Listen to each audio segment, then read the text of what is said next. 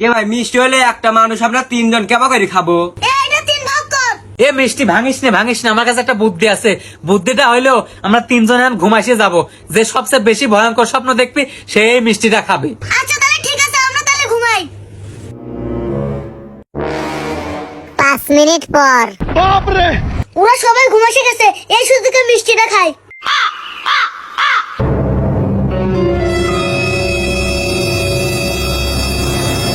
যাই, মিষ্টি খাওয়া শেষ, এখন ঘুমাসে যাই। 2 ঘন্টা পর। কেরে দিশান উঠিস না, কে ওঠ, কেরে ওঠে, আর কত ঘুমাস ওঠে। কে রে কি হয়েছে ক? এই স্যার তুই জানিস আমি কি ভয়ঙ্কর স্বপ্ন দেখছি? আমি দেখছি 3 আসমানের উপরে উঠছি আর নাইবের বাড়তেছি না। এ তুই কি জানিস তোর তাই বড় ভয়ঙ্কর স্বপ্ন দেখছি? আমি স্বপ্নে দেখছি কি সুন্দরবনে বাঘের সাথে যুদ্ধ করতেছি। হায় রে আল্লাহ, কইস কি? তাহলে দেখ জিরো কি স্বপ্ন দেখছে। কে জিরো?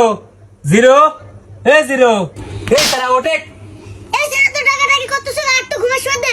এই স্যার ঘুম পরে আগে ক কি স্বপ্ন দেখছু? এ ভাই আর স্বপ্নের কথা কইস নে, আমি একটা বড় ভয়ঙ্কর স্বপ্ন দেখছি। কি স্বপ্ন দেখছো তাহলে ক? আর ভাই কইস নে, বিশাল বড় এক শয়তান লাঠি লাইছে। লাঠি লাইছে করছে যে জিরো আর মিষ্টিটা খা, নালে তোকে বাইরে মারিয়ে লা দেবো। সেজন্য আমি ভয় করে ঘুম থেকে উঠে মিষ্টিটা খাওয়া লাইছি। কি তুই একা একা মিষ্টিটা খায় ফেলালু? যখন তোকে শয়তান মিষ্টি খাবার কইলো তখন আমারে ডাক দিয়ে পারলো লয়। গাদি ডাকছে, তোরা উঠিস নেই। তুই আসলে তিন আসমানের উপরে ও বাঘের সাথে যুদ্ধ করবে লাগছিল, এই জন্য তোরা আসতে পারিস নাই।